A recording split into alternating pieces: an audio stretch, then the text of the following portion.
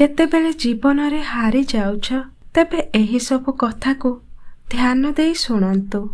ବାଣୀ ଏବଂ ପାଣି ଉଭୟରେ ଛବି ଦୃଶ୍ୟମାନ ହୁଏ। ସେଥିପାଇଁ ସ୍ୱଚ୍ଛ ପାଣିରେ ଚିତ୍ର ଦୃଶ୍ୟମାନ ହୁଏ ଏବଂ ସ୍ୱଚ୍ଛ ବାଣୀରେ ଚରିତ୍ର ଦୃଶ୍ୟମାନ ହୁଏ। ସର୍ବଦା ଖୁସି ରୁହ, କାରଣ ଖୁସିର ସମ୍ପର୍କ ଧନ ସମ୍ପତ୍ତି ସହିତ ନୁହେଁ, ବରଂ ହୃଦୟ ସହିତ ଜଡ଼ିତ।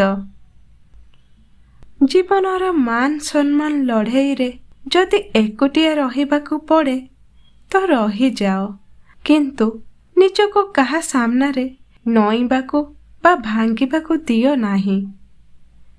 କ୍ରୋଧରେ ଦ୍ୱନ୍ଦ୍ୱ ସୃଷ୍ଟି ହୁଏ। ଦ୍ୱନ୍ଦ୍ୱ ବୁଦ୍ଧିକୁ ଅଦରକାରୀ କରିଦିଏ ଏବଂ ଯେତେବେଳେ ବୁଦ୍ଧି ଅଦରକାରୀ ହୋଇଯାଏ ସେତେବେଳେ ବ୍ୟକ୍ତିର ସର୍ବନାଶ ଆରମ୍ଭ ହୋଇଯାଏ। ଜୀବନରେ ଏହି 5ଟି ଜିନିଷକୁ କେବେ ବି ଭୁଲନ୍ତୁ ନାହିଁ।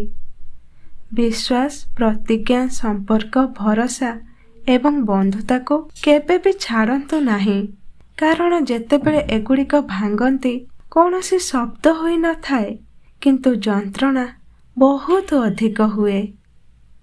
କଦାପି ଅହଙ୍କାର କର ନାହିଁ, କାରଣ ସମୟର ସମୁଦ୍ରରେ ବହୁତ ସିକନ୍ଦର ବୁଡ଼ି ସାରିଛନ୍ତି। ଭଲ ଆଚରଣ ହେଉଛି ଜୀବନର ଆଇନା।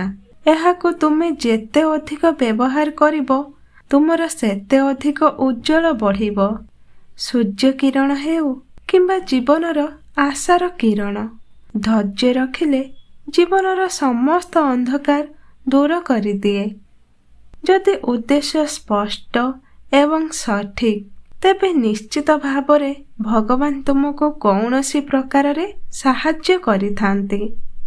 ସହଯୋଗ ପାଇବାକୁ ହେଲେ ସହଯୋଗ ପ୍ରଥମେ କରିବା ଶିଖ।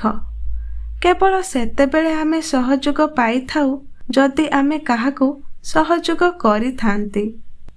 ପ୍ରଥମେ ନିଜକୁ ସମ୍ମାନ କରିବା ଶିଖନ୍ତୁ, କାରଣ ନିଜର ସମ୍ମାନ ହିଁ ଅନ୍ୟମାନଙ୍କଠାରୁ ସମ୍ମାନ ପାଇବାରେ ସାହାଯ୍ୟ କରିଥାଏ। ଦର୍ଶକ ବନ୍ଧୁ, ଆମ ଭିଡ଼ିଓ ଯଦି ଭଲ ଲାଗୁଥାଏ ଭିଡ଼ିଓକୁ ନିଶ୍ଚିତ ଲାଇକ୍ କରିବେ। ଆଉ ଏହାକୁ ନେଇ ଆପଣଙ୍କ ମତାମତ କ'ଣ କମେଣ୍ଟ ମାଧ୍ୟମରେ ନିଶ୍ଚିତ ଜଣାଇବେ। ଆମ ଚ୍ୟାନେଲକୁ ନିଶ୍ଚିତ ସବସ୍କ୍ରାଇବ୍ କରିବେ। ଧନ୍ୟବାଦ। ଜୟ ଜଗନ୍ନାଥ।